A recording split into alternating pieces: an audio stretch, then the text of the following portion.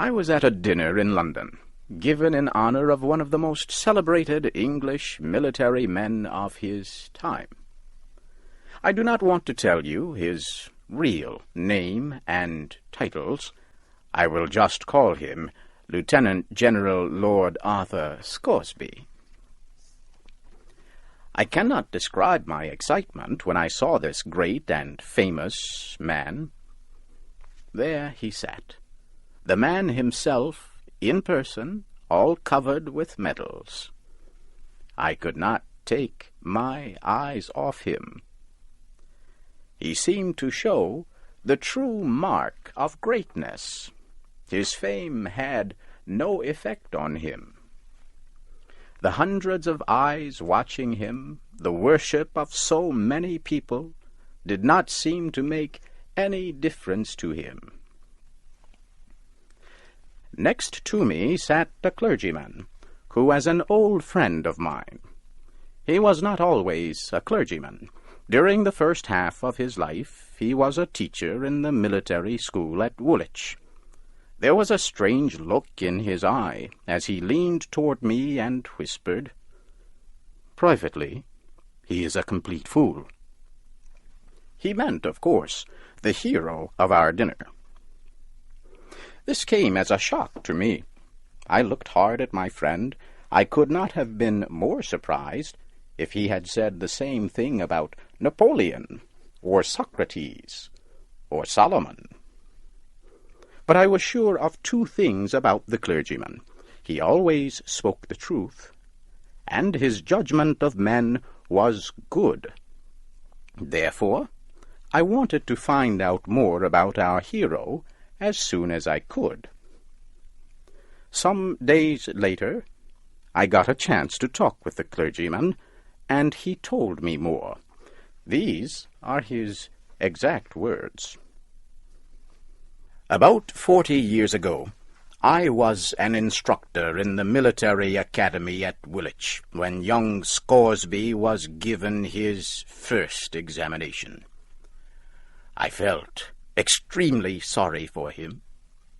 Everybody answered the questions, well, intelligently, while why, dear me, he did not know anything, so to speak. He was a nice, pleasant young man. It was painful to see him stand there and give answers that were miracles of stupidity. I knew, of course, that when examined again, he would fail and be thrown out. So, I said to myself, it would be a simple, harmless act to help him as much as I could. I took him aside, and found he knew a little about Julius Caesar's history, but he did not know anything else. So I went to work, and tested him, and worked him like a slave. I made him work over and over again on a few questions about Caesar, which I knew he would be asked. If you will believe me, he came through very well on the day of the examination. He got high praise, too, while others, who knew 1,000 times more than he, were sharply criticized. By some strange, lucky accident, he was asked no questions but those I made him study. Such an accident does not happen more than once in 100 years. Well, all through his studies, I stood by him with the feeling a mother has for a disabled child. And he always saved himself by some miracle. I thought that what in the end would destroy him would be the mathematics examination.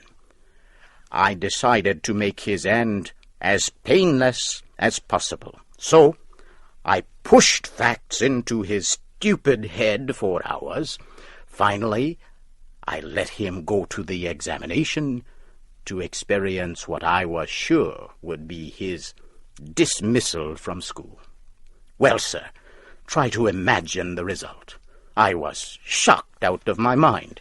He took first prize, and he got the highest praise. I felt guilty day and night. What I was doing was not right, but I only wanted to make his dismissal a little less painful for him. I never dreamed it would lead to such strange, laughable results. I thought that sooner or later one thing was sure to happen. The first real test, once he was through school, would ruin him. Then the Crimean War broke out. I felt that sad for him that there had to be a war. Peace would have given this donkey a chance to escape from ever being found out as being so stupid. Nervously, I waited for the worst to happen. It did. He was appointed an officer, a captain of all things.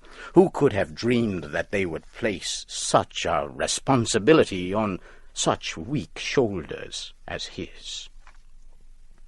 I said to myself that I was responsible to the country for this. I must go with him and protect the nation against him as far as I could.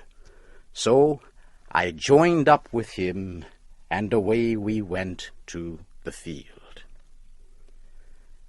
And there, oh dear, it was terrible. Mistakes, fearful mistakes. Why, he never did anything that was right. Nothing but mistakes. But you see, nobody knew the secret of how stupid he really was. Everybody misunderstood his actions. They saw his stupid mistakes as works of great intelligence. They did, honestly. His smallest mistakes made a man in his right mind cry and shout and scream, too, to himself, of course. And what kept me in a continual fear was the fact that every mistake he made increased his glory and fame. I kept saying to myself that when at last they find out about him, it will be like the sun falling out of the sky. He continued to climb up, over the dead bodies of his superiors. Then, in the hottest moment of one battle, down went our colonel. My heart jumped into my mouth, for Scoresby was the next in line to take his place. Now we are in for it, I said. The battle grew hotter. The English and their allies were steadily retreating all over the field. Our regiment occupied a position that was extremely important.